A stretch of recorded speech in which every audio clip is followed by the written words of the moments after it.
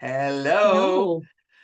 So we'll do a quick intro because by this it's podcast three.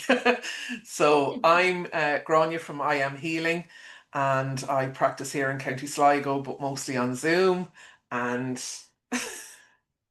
And I'm Antoinette from Antoinette and Gráinne Homeopathy. I'm in Leitrim. I work exclusively on Zoom. And we're here to have a bit of a chat today about something that's come up during the week.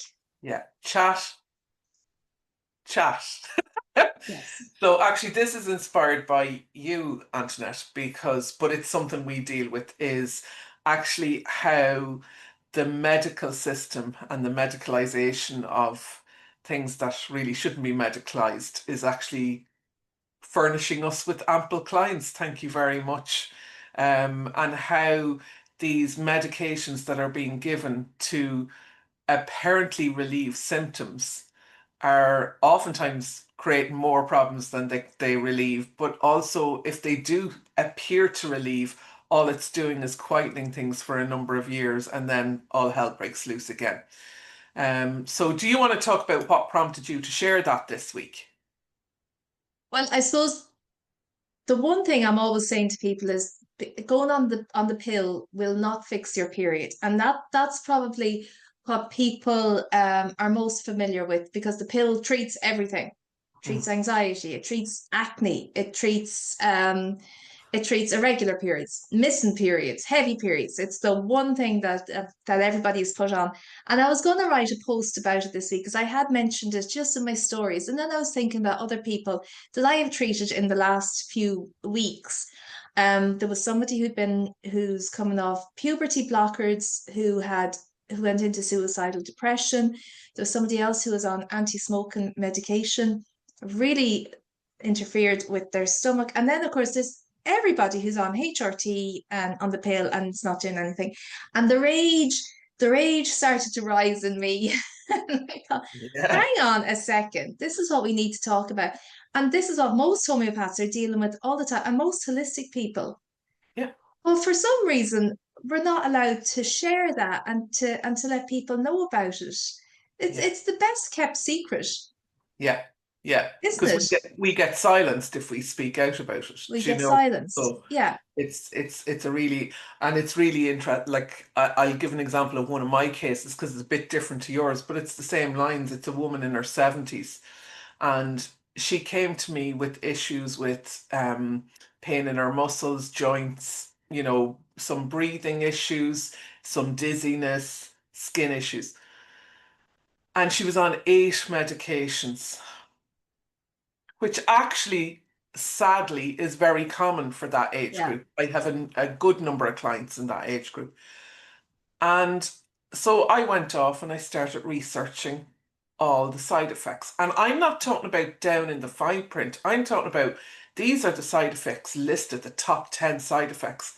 And every single one of the issues she wanted me to support her were common side effects on the medication she was on.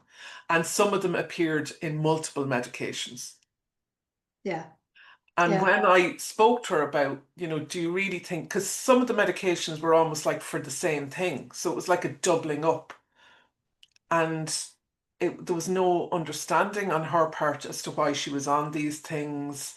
It was like something mightn't have worked so well and they'd give her another one. And so this was the story. And it was really horrific to sit there. First of all, for me as the flossy one, being a homeopath, to actually do that research. Now it took me a good chunk of time, again going back to last week. People think we're not value for money. I spent time researching every single one of those meds, and it was like in front of me. It wasn't hard work to research what I found. yeah, So that's so common that we get people presenting and it's the meds that are causing their issues. yeah. I read somewhere that medical misadventure or the wrong medication is the number one cause of death in In America. America, yes, that is correct. Yeah, Like that's shocking. And still people are going back to their doctors for more and more and more. It's not working. They're going back. Anyway, that's their adventure. I suppose we wanted to talk about it from our point of view. yeah, And one thing I wanted to mention was I had a prenatal appointment myself with a Mm. consultant before one of my babies was born. And I went to see the consultant who was quite dismissive about my job. Uh, did ask me, I don't want to say it was a man or a woman, but did ask me what I did, and I said a homeopath, and it was, oh, that's lovely. Oh no, that's really nice. I love things like that and aromatherapy, as long as people realize this is the main medicine. I was just sitting there going, oh my God, I had five of that person's past clients on my books at that time for all sorts of birth trauma, for prolapse. One woman, her womb had fallen forward. The birth had been so traumatic. And I was being patronized in that office by that person. And I just thought, and I suppose I was thinking back to when I wrote that post the other day, we are cleaning up the mess constantly. Constantly. And it's I mean, we know what's happened in the last number of years. Hmm. Mess is even, has amplified Yeah, things even further. But yeah, it's, so again, thank you, medical world, because it gives us a very complicated job. We would still have a job because trauma happens and life happens, and yeah, but yeah. actually the medicalization that's happening out there now does make homeopaths jobs a little bit more tricky. And I Oh think yeah. some of the training is starting to go into that a little bit more, because it's not as straightforward as it was when Hahnemann developed homeopathy, because that drug layer is what we call a layer on in trying to bring about cure or bring about relief of symptoms. And it's Yeah. scary. And I do sometimes say to people when we're trying to treat somebody who's on a huge amount of medication, and for me, I'm thinking about contraceptives and like women who are on the pill and HRT and maybe something else, or they might not be coming off the pill at all. They might be never taking a break. Some women are taking it twice a day, if you can believe it, because that's what they've been told. But when you're trying to work around that, and it, like you said, that all that creates its own symptom picture. But it's like trying to treat somebody like that. Yeah, You know, you can't get all the information, or like having a big wall in front of somebody and you're trying to throw remedies over that wall and hope that something fits. yeah. So, um, while big pharma is making our jobs more difficult, it's still providing a constant stream of clients, unfortunately. Yes. Yeah, absolutely. And I think there's such a big difference as well in how how we are treating someone versus, like, what they're doing isn't curative. It's symptom relief in Yeah, inverted commas. Whereas what we're doing is attempting to get to the root of the problem and bringing about the body back to its natural state. So it's a big difference. I think the other side of it is, you are very obviously working the female section. That's your big thing, whereas I'm a little bit more general. But you and I overlap a lot because I treat the kiddies of the mamas that you've been working with. And I think we have had some, you've had the birth trauma from the mom side, but then I get it from the kids side. And I see the impact. So it's like sometimes these medical interventions, and particularly for women, but also for men, don't just affect your body. It ends up being passed down and acquired in that kid as well. The amount of yeah, women who've had traumatic birth, and even very early on, baby is screaming, they can't quieten baby down, there's constipation issues, there can be then skin issues, they won't latch, they won't breastfeed, and so on. And by the time I step in, sometimes it's sooner rather than later, but often it's 4 or 5 or 6 where I'm seeing them. And then you have they've had steroids, they've had antibiotics, and they weren't breastfed, so they had formula, and you add all of that, but then the backstory of mum being traumatized trying to birth that little baba. yeah. And that has an effect on every birth after that as well. It's not just that one child that's affected, or you Absolutely. bring home a really traumatized baby to a household where there's already children. They're all affected. They're all put out. They're put off as well.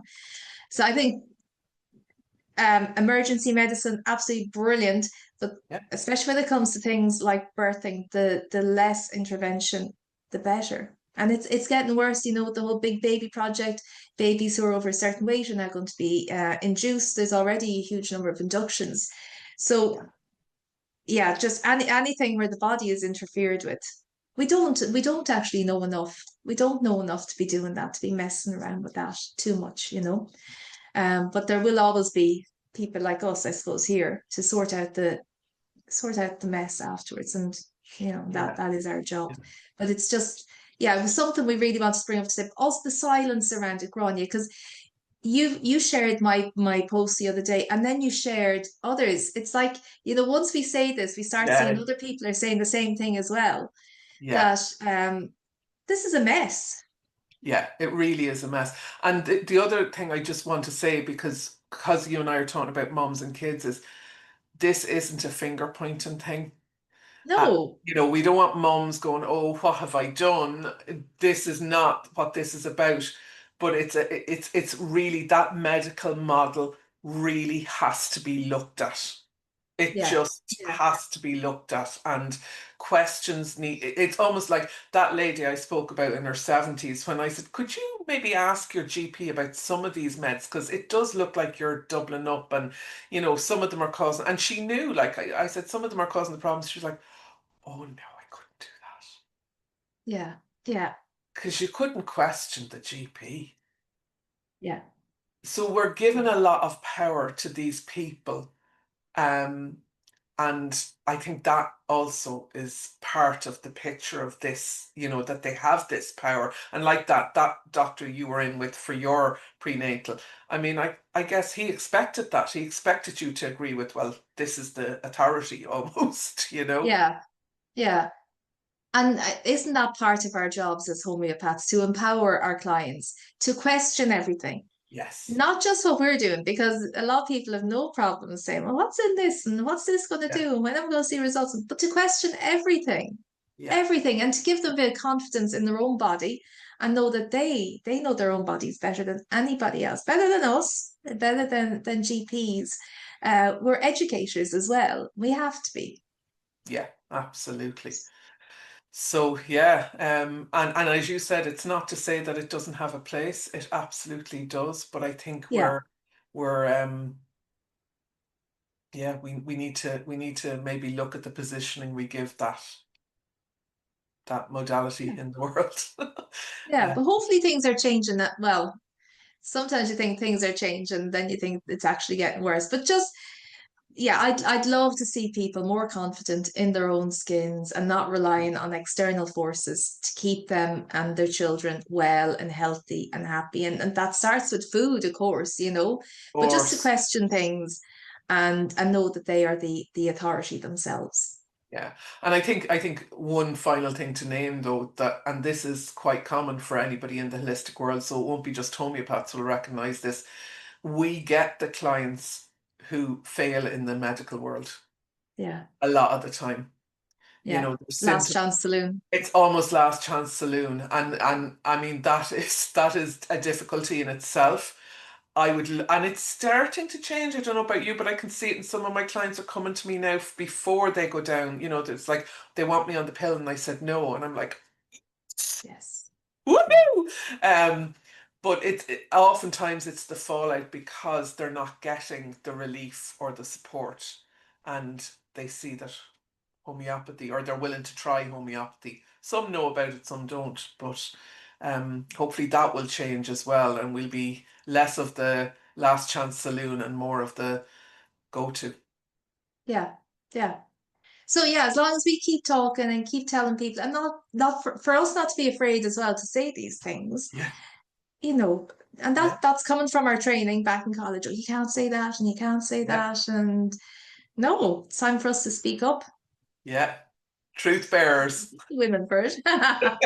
Yes. All righty. Amazing. That's it for this week. Over and out. Over and out. See you. Bye.